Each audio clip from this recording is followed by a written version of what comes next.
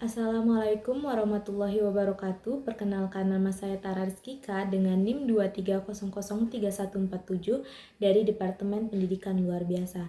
Di sini saya akan menjelaskan tentang hal terkait administrasi peserta didik dengan mata kuliah Administrasi dan Supervisi Pendidikan yang diampu oleh Bapak Dr. Hanif Al-Qadri, MPD. Di sini kita akan membahas bidang garapan lain dari administrasi atau manajemen pendidikan. Kalau sebelumnya kita sudah lihat dan analisis bagian per bagian tentang administrasi kurikulum. Sekarang kita melihat bagaimana sekolah atau satuan pendidikan atau perguruan tinggi mengelola pendidikan atau mengelola tentang peserta didik. Kalau dilihat dari kata administrasi atau manajemen peserta didik, administrasi adalah proses pengelompokan, proses mendesain, proses mengolah secara serius terkait berbagai sumber daya yang ada di setiap lembaga yang dikenal dengan 7M plus 1I untuk mencapai tujuan secara efektif dan efisien. Jadi 7M itu yang pertama yang menjadi pusat perhatian bukan mesinnya, tetapi man-nya. Man-nya itu banyak. Kalau untuk pendidikan, peserta didik adalah salah satu yang dimaksud untuk dikelola sedemikian rupa, mulai dari proses hadir atau adanya peserta didik sebagai siswa atau mahasiswa baru, sampai nanti di bagian akhir peserta didik lulus dari sekolah atau perguruan tinggi. Di sini kita berpedoman pada Undang-Undang Nomor 20 Tahun 2003. Peserta didik adalah anggota masyarakat yang berusaha mengembangkan diri dan potensi dirinya melalui proses pembelajaran yang tersedia di tanah air ini pada jalur, jenjang, dan jenis pendidikan tertentu, bahkan mulai dari PAUD, SD, SMP, SMA, serta perguruan tinggi. Jadi sesuai dengan jalur, jenjang, dan jenis pendidikannya. Arti dari manajemen atau administrasi pendidikan adalah satu proses pengaturan terhadap peserta didik, tidak hanya dalam bentuk kegiatan pencatatan peserta didik, melainkan meliputi keseluruhan aspek yang sangat luas. Mengelola secara serius mulai dari proses penerimaan, proses nanti di tengah sampai kelulusan. Peserta didik itu adalah seseorang dalam bahasa yang lain yang terdaftar dalam jalur, jenjang, dan jenis lembaga pendidikan tertentu yang selalu ingin mengembangkan potensi dirinya baik pada aspek akademik maupun non-akademik melalui pembelajaran yang diselenggarakan oleh sebuah sekolah atau perguruan tinggi. Ada dua faktor kegiatan administrasi peserta didik. Yang pertama yaitu dalam proses perencanaan peserta didik. Adapun kegiatan yaitu beberapa kegiatan yang banyak dilakukan oleh pihak sekolah satuan pendidikan. Ada beberapa langkah dalam proses penerimaan terkait dengan perencanaan peserta didik. Yang pertama yaitu kegiatannya adalah menganalisis kebutuhan. Jadi proses penerimaan itu jumlahnya tidak serta-merta ditentukan begitu saja demi memperbanyak jumlah siswa dan mahasiswa atau alasan-alasan dalam tanda kutip untuk kebutuhan lembaga.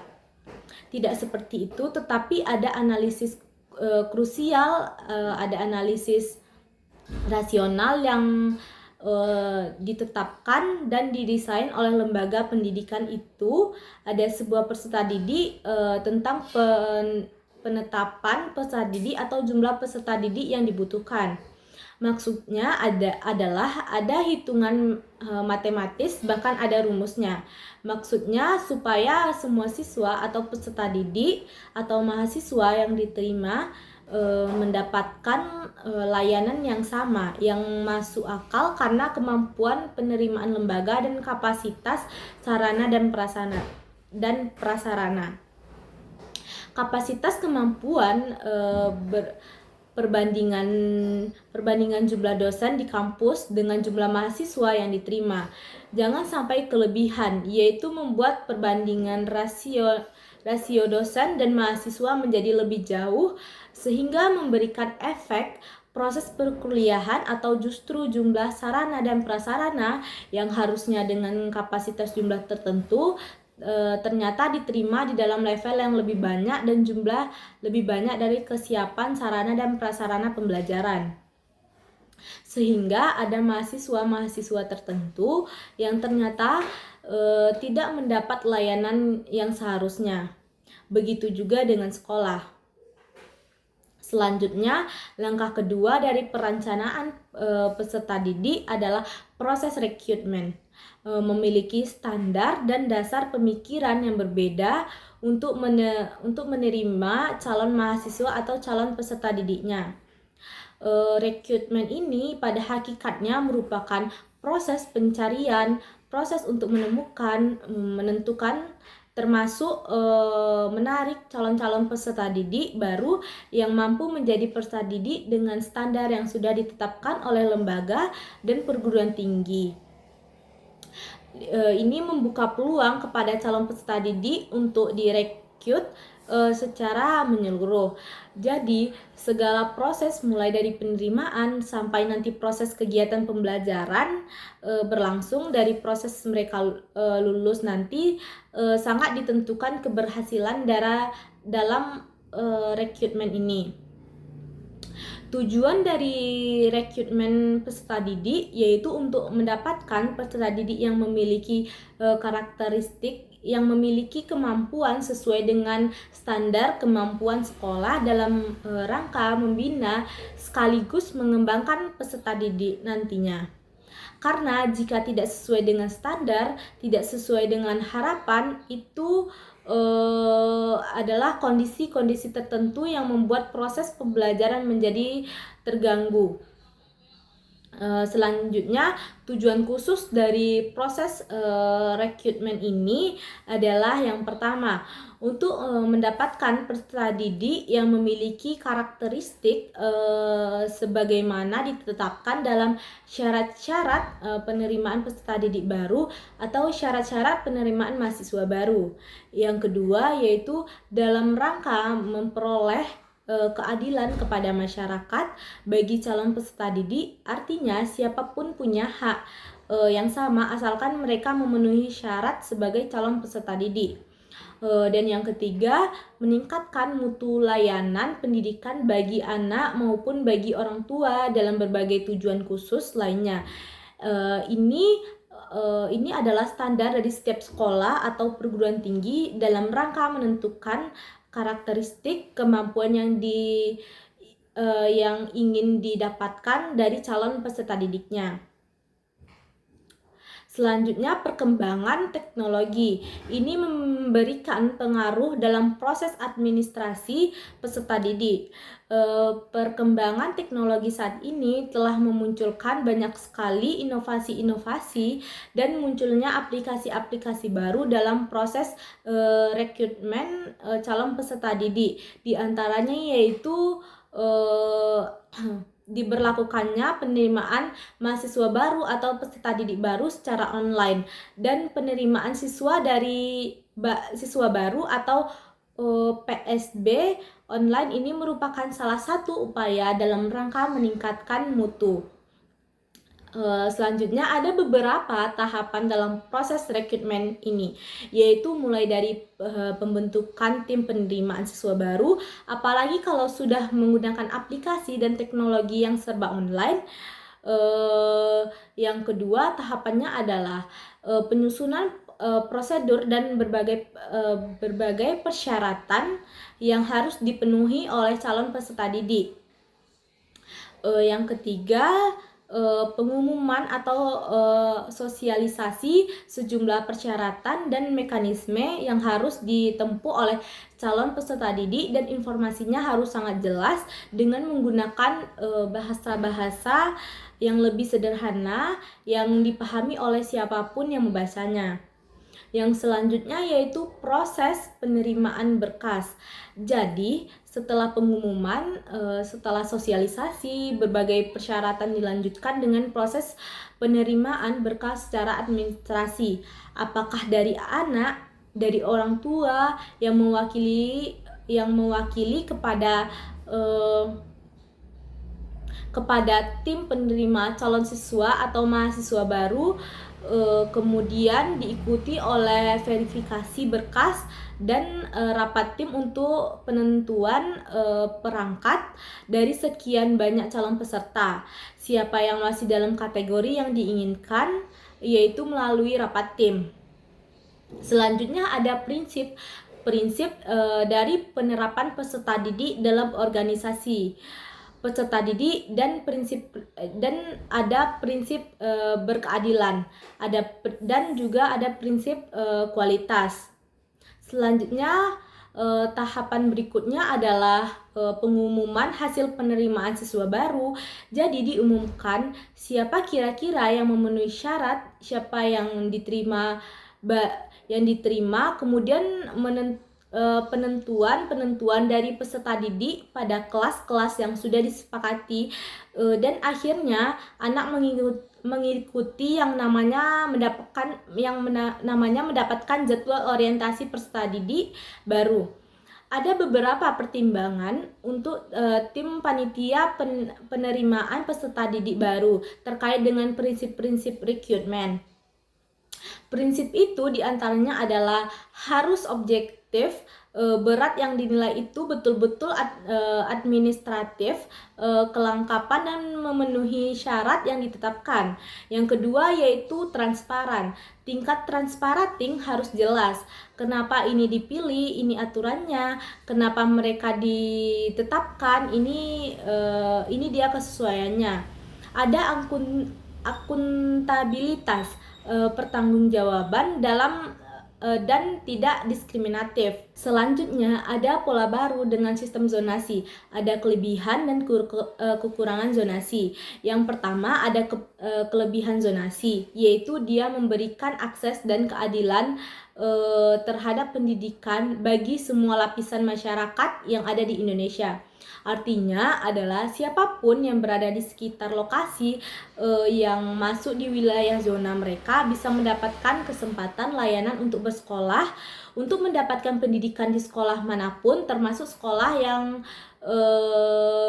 kualitasnya tinggi, asal di satu zona atau dasar wilayah zonasi. Jadi yang dulu takut atau tidak punya kesempatan belajar di sekolah favorit, kalau sekarang tidak ada masalah, mau setinggi apapun sekolah itu dianggap sebagai sekolah favorit yang dulu sulit untuk dicapai.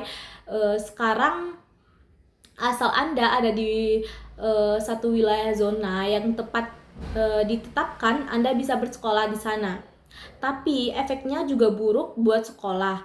Kadang-kadang yang dulu ritme kerjanya tinggi, sekarang karena semua standar yang turun, siapapun bisa masuk di wilayah yang sama, kinerjanya bisa jadi berkurang. Yang kedua, kelebihannya adalah mempercepat pemerataan kualitas pendidikan di Indonesia.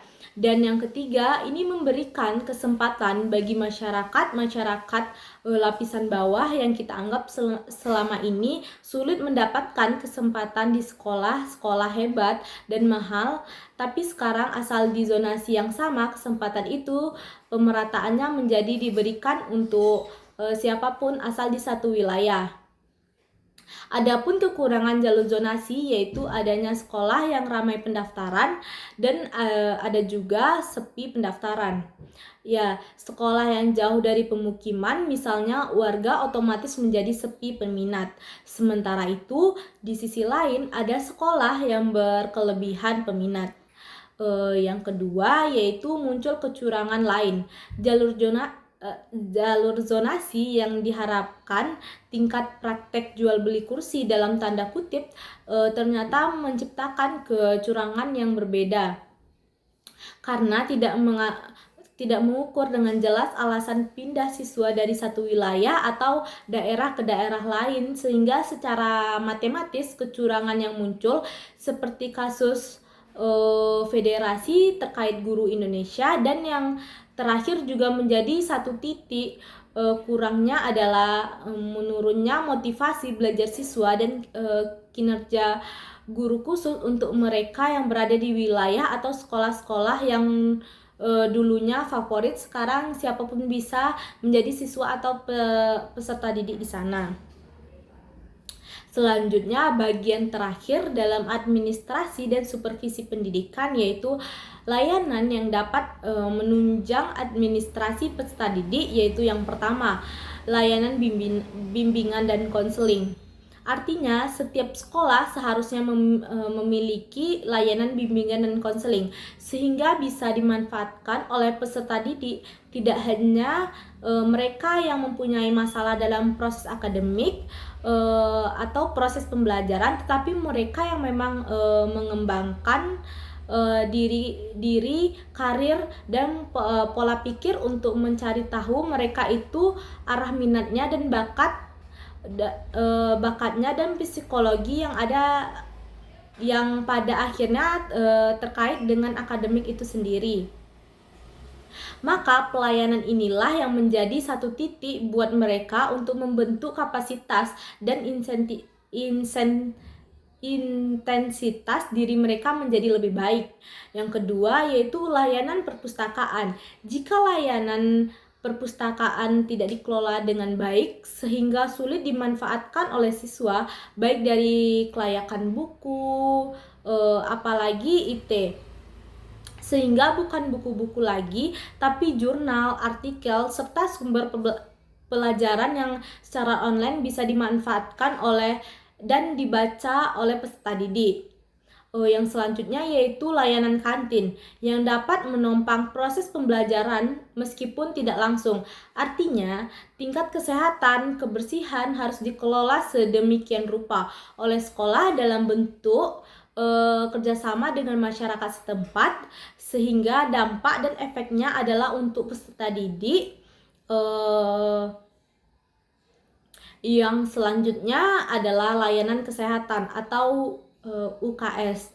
Ruang UKS yang hanya dijadikan sebagai tempat yang dibiarkan berdebu, tidak ada tenaga kesehatan, obat yang kurang, yang kadang-kadang sudah kadaluarsa. Layanan ini harus dikelola oleh sekolah, apakah guru atau siswa yang bekerja sama dengan tim kesehatan, masyarakat sekitar, dan itu akan memberikan manfaat dan dampak kepada sekolah tersebut.